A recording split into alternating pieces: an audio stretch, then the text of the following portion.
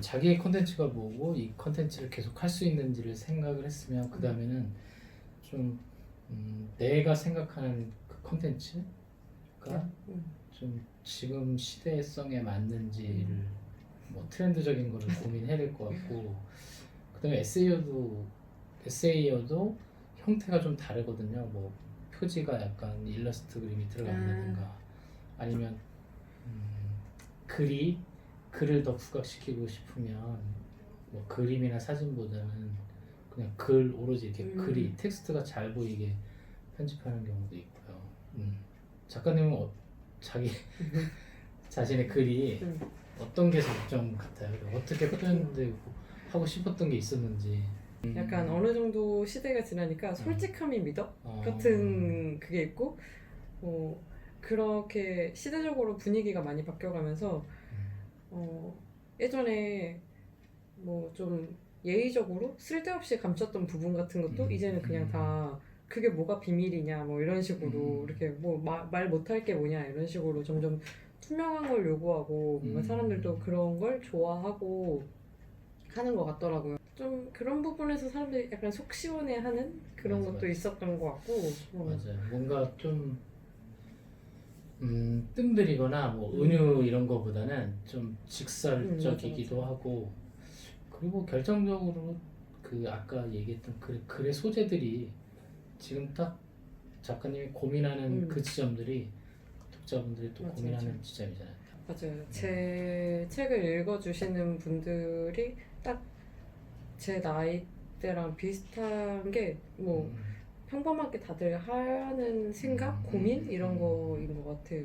그래서 이게 자연스럽게 네 번째 좀 주제로 왔는데 이제 내가 쓸 책이 누구를 위한 책인지 그건 누구와 이제 공감을 하고 싶은 건지 약간 그 이야기잖아요.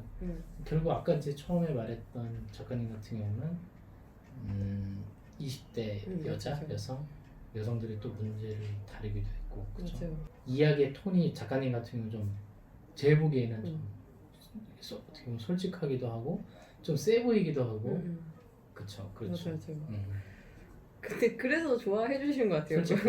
뭐 예를 들면은 저 이거 약간 딴 얘기인데 무한도전 예전에 거 보다가 예능 총회라고 그 이경규가 막 이렇게 이런저런 얘기를 다 했는데 유재석이 말씀이 너무 지나치신 거 아닙니까? 라고 하니까 이경규가 지나치게 말하라고 저 부른 거 아닌가요? 라고 하는 거예요. 그래서 뭔가 약간 저처럼 이렇게 말하는 사람이 좀 필요했지 않을까 싶은 생각이 들어요. 사람들이 속이 이렇게 시원하고 뭐 솔직해서 좋았고 이렇게 말씀을 해주시는 거면 특별히 막 작가님 같은 경우는 얘기하고 싶은 좀 주제가 있었어요?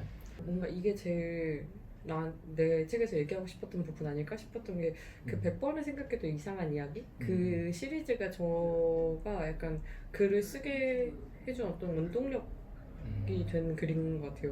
약간 아무리 생각해도 이해가 안 되는 부분을 나 혼자 갖고 살아가는 게 아니라 정말 이상한 게 아닌가? 라고 얘기를 하고 공감을 얻고 싶었어요. 그래서 이게 좀 이런 마음이 세상에 나오면 좀 바뀌지 않을까 싶은 거.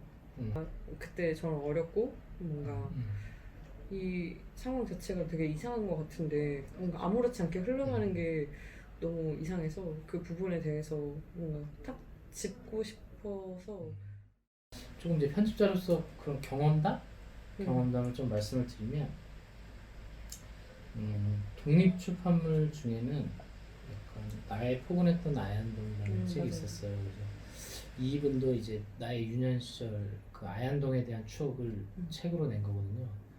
그래서 어떻게 보면 좀 명확하죠. 책의 소재가.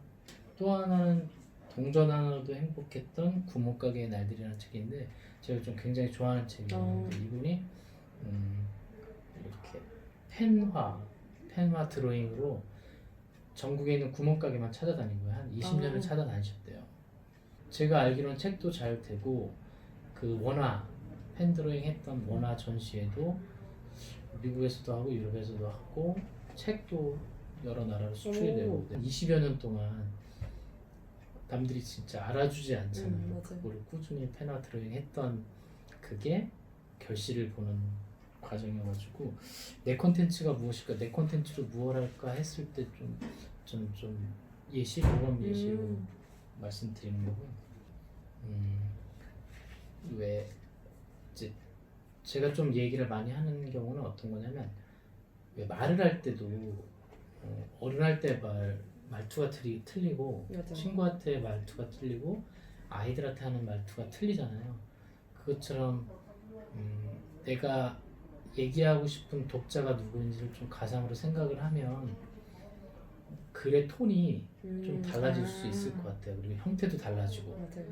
디자인도 달라지고 글자 크기도 달라지고 이렇게. 그래서 그 독자가 누구인지 좀 생각하는 거에 따라서 형태도 달라지지만, 내가 결국 갖고 있는 얘기를 꺼낼 수 있는 대상이, 왜 이렇게 고민 같은 게 있을 때, 이건 엄마한테 얘기해야지, 맞다. 이건 누구한테 얘기해야지, 이건 친구한테 얘기해야지, 이런 것처럼 그 글의 이제 주제나 소재도 누구한테 얘기할 수 있는 글인지가 나올 것 같고, 그 글을 어떻게 얘기하고 어떤 형태로 얘기할지가 좀 나올 수 있을 것 같아요. 그래서 전 독자가 누군지를 좀 생각하는 게 중요하다고 생각하거든요. 아니라 저처럼 글을 먼저 쓰고 이 모인 글들이 책으로 되는 과정이라면, 글을 업로드하거나 글을 어떤 독자에게 전달하는 그 플랫폼 안에서 어떤 플랫폼을 설정하냐에 따라서 독자가 설정될 수 있는 것 같아요.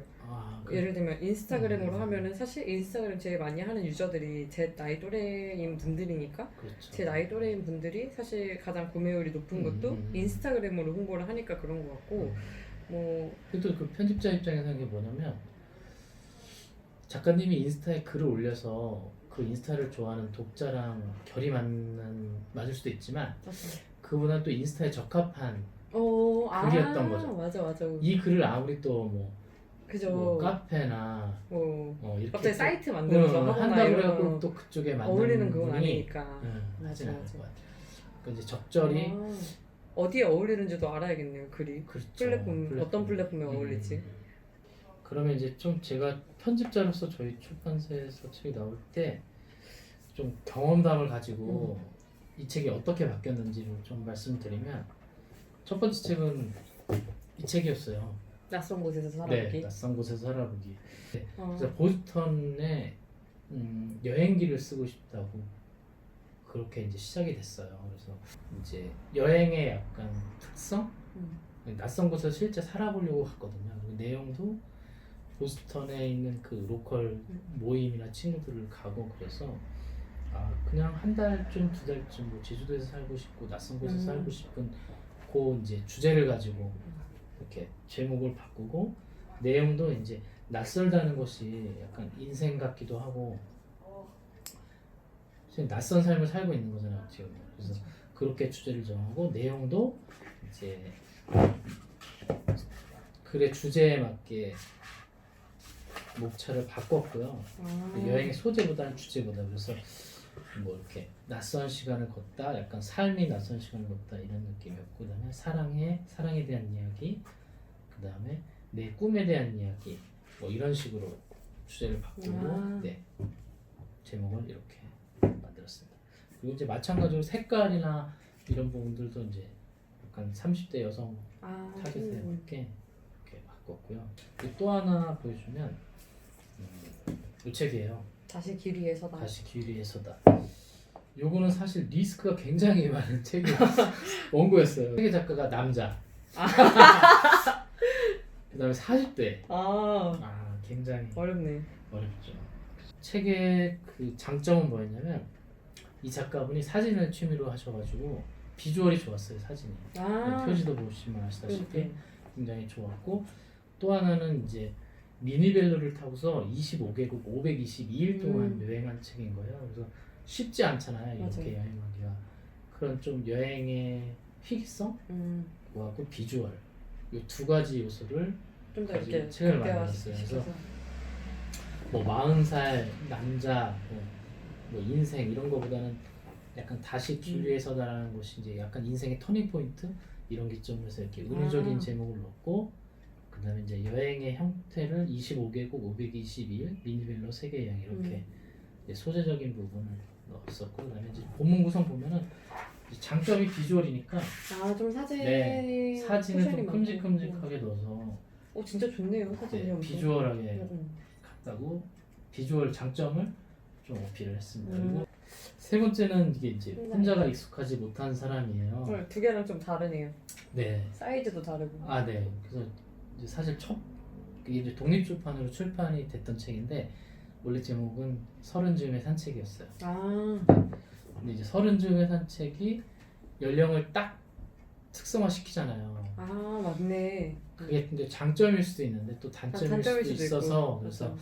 서른이라는 부분을 좀 지우고 싶었고 산책이라는 부분은 가져가고 싶었죠. 그런데 그리고 소재가 제주도였어요. 서른 그다음에 약간 산책 제주도.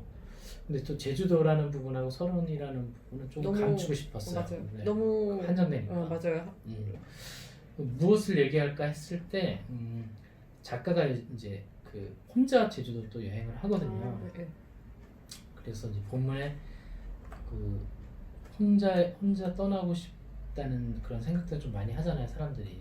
키워드가 맞아요. 혼자 좀 뭘 하고 싶다, 혼자만의 시간을 갖고 싶다 이런 얘기들이 많이 얘기가 될 때 결국 혼자 해봤는데 그래도 뭔가 이렇게 좀 같이 있었으면 좋겠고. 이러고 혼자가 편해서 혼자 했는데 뭔가 쓸쓸하다.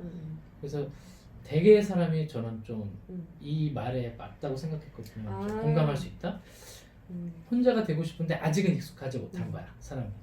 좀 그래서 이렇게 혼자가 익숙하지 못한 사람을 했고 사실 그때 이런 말이 되게 필요했을 분들이 많이 계셨을 거라고 저는 생각해요. 그때 이제 좀 책들을 보면 다 혼자이고 싶어. 혼자 살아보기. 네, 그런 게 이제 키워드가 굉장히 많았을 때 좀 거꾸로 좀 갔죠. 맞아.